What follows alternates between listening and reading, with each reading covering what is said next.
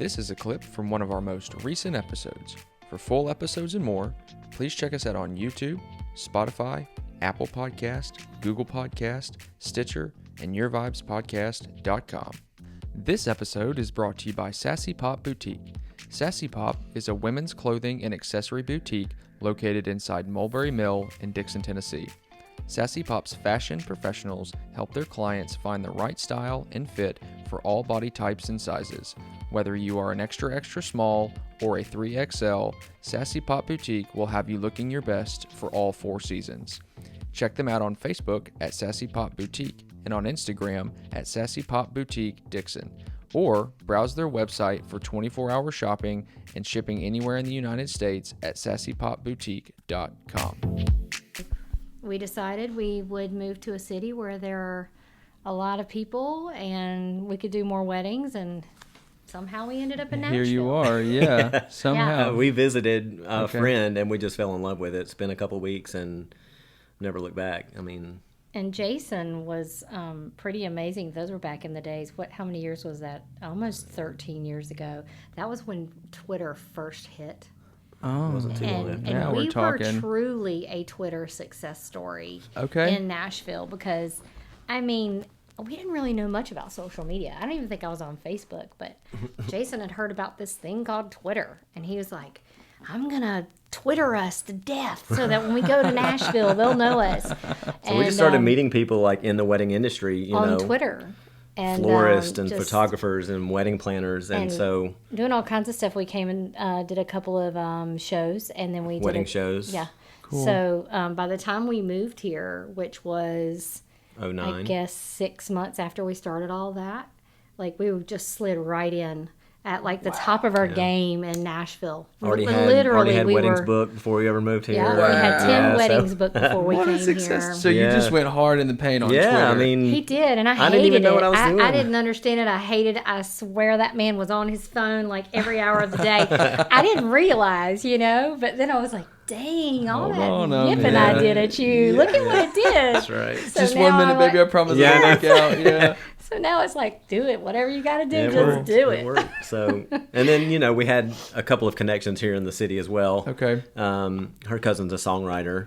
And when we showed up in town, this was December of 2009, we didn't even have really a place to stay yet, I don't think, or it wasn't ready. Well, we had not moved in yet. Yeah, right. Yes. So we stayed with him that night, and we're all laying there just, goofing off, and he's like, oh, so by the way, you're doing a cake for Taylor in 2 weeks. And we're just like... We're like, Taylor who? Wait, what? Taylor Swift. I'm like, oh, whatever. Okay. Yeah, so... I didn't believe him. I really didn't believe him. And then 2 weeks later, we're on the couch watching her sing karaoke on the coffee table literally in front of us. No way! As we brought the birthday cake. That is so cool. Yeah, it was really we cool. were like... We are the... Yeah. We're the bee's knees. We are, here, yeah. For and then sure. I think within another month, we were doing the #1 cake for Lady A with their song American Honey. Yeah. Oh, wow. So that was literally a good way to start, right? I just shot right out of the gate on that. So that was one. a lot of fun.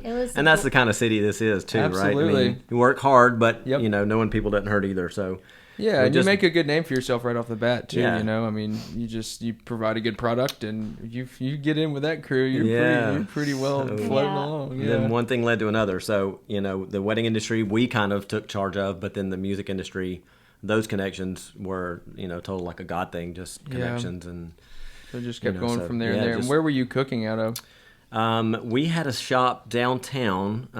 It wasn't a retail space. It was just a warehouse space. It was in the Nashville Business Incubation Center. Yeah, that was part Which of... is actually a pretty cool scenario. It is. TSU or... Yep. Yeah. I don't know if it's still there. I think it is. Yeah. So that's where we started and had a good time doing it there. Had a great space, probably 1,200 square feet of just giant kitchen space. Perfect. And we could meet with clients there, and it was a good space to start in. So...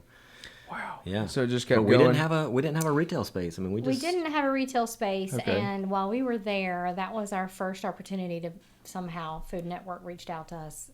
We still to this day cannot figure out how. So they called you. Well, it was an email that went to junk mail. Oh no! Yes. And I never checked. Sure. And this was way back when there weren't all the filters and spam boxes and all that. I just happened to look in there one day, and I'm like. This looks important. This says it's from Food Network. It's a joke. Yeah, it's another one of those scams, babe. And I was like, she was wanting to know if she could call us, and I was like, just tell her to call me tomorrow. I'm busy. So, I know. So the next day she called, and it was like a 2.5 hour conversation. Yeah, it was legit. Like, God. It was legit. That was really real. Yeah. So, and then we ended up on the Food Network Challenge. And another insert into that was, we were nervous. We had never been to anything like that. Even though we were doing well with cakes, we're still like, oh my God, it's Food Network, right? Right. And so, you've on the Food Network Challenge, you've got guys like Duff had been on there, and that's where he got his start. Case of Cakes. And so I'm like, we need some pointers from somebody. Okay. I'm like, who can we call? She's like, just call Duff. I'm like, I'm not calling Duff. Just call him up. I'm thinking he's a cake decorator. He had Ace of Cakes at this time. He had the big TV show. That's who we watched on TV before all of this. She's like, just call him. I'm like, okay, whatever. What's he going to do? Just tell you, sorry, I don't have time for you? I was like, you never know until you try, right? The answer's always no unless you ask. We call, and Mary Alice answered, and she took my name and number, and I was like, oh, well, I don't think it was just a couple days later, the phone rang, and I answered, and he's like, hey, this is Duff. I'm like, what is happening right now? Of course I wasn't there to hear that conversation. So we talked for probably, 45 minutes on the phone. Oh, wow. And the one thing he said was, man, just go have fun. That was one of the things I remember he said. Look how far I've made it. He said, and I've lost everything. Yeah, I literally never won episode. Anything. I've never won an episode. Wow. That is true. Just go have fun. Yeah, just go have fun. That was fun. So that's what we intended on doing. And so we went to Food Network, did that show, and was that an alien? What was that? The first one was Monster Bugs. Okay. Yeah. Okay. Yeah. And we did okay. We went second place on that one. Yeah, cool. And then they invited us back. Once you get in that, they'll invite you back if you showed well, I guess. Yeah. And so they invited us back the next year. And that was the Extreme Alien Cakes or whatever it was. Okay. Yeah. And we did well, but we didn't finish our trees. Don't look at me like that. So still cutting your eyes at me all these years later. Cut my eyes at you. I think that's in your mind. The airbrush broke. Come on, man. Yes. The airbrush broke. So right there. The way that in show the middle of the live show. Yes, man. I'm telling you. And the way that show worked is if you did not finish, even if everything else was done and it was better, you didn't win the cake. You didn't win the... I think the trees were the monster bugs. I think the alien... Well, maybe it was. Anyway, the bottom line is the trees weren't finished. That's all that you can remember. Thanks. Just such little detail, too. Yeah. I guess the competition's pretty stiff, though. Oh, yeah. Some solid competition on that show. So how is it on set? I just want to, is it pretty structured, or do they give you a lot of rules that you've got to kind of follow, or is it just here's kind of the pitch of the show, go out and do your thing? That show and the one we did this summer, Crunch in Kitchen, completely different. So for the Food Network show, and I would assume that this is probably still the same with some of the stuff that's out there now, is you could have half of your things made in advance. So let me just give you an example. One of the girls that we were against had a big spider cake. She could have half of her legs completely finished. Like the structure. Everything, color, covered, all of that. But she had to finish the other half of it on set. Okay. But no carving of cake except for all on the set. But any intricate details, you could have half of them done in advance. So we didn't know that. We didn't know that. And we also didn't know, truthfully, that we didn't have to bake our own cake. So we baked all of our cake the first round, and we shipped probably almost $800 worth of cake alone out to Denver, Colorado. Yeah, when everybody else was just picking it up at Sam's, just using sheet cakes, Yeah, so we learned after the first we were the newbies, so we had a lot to learn. And they don't give you any of that information because they want you to be the underdog. Sure. So anyway, and then the second time around, we had welcome to the club. Yeah, right. Yeah. Now the one in this one you had everything. You had to do everything. Crime Scene Kitchen. You had to do everything from start to finish.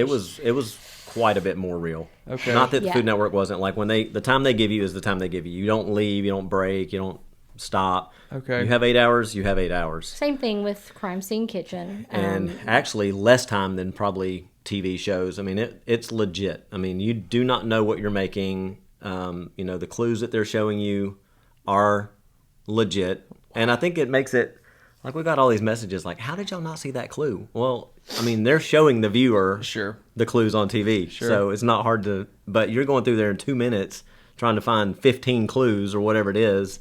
It's tough. I think you're probably getting into a question that he has about maybe so. We'll pause. But anyway, we'll pause. With that being said, the shows are a lot different. Thanks again to Sassy Pop Boutique for sponsoring this episode. If you are looking for the right fit and style for this upcoming season, feel free to reach out to their fashion professionals on their socials at Sassy Pop Boutique on Facebook and Sassy Pop Boutique Dixon on Instagram, or head on over to their website at sassypopboutique.com for 24-hour shopping and nationwide shipping. If you're interested in sponsoring an episode, please reach out to me directly via email at yourvibespodcast@gmail.com. Thanks again for listening, and always remember, stay vibey, my friends.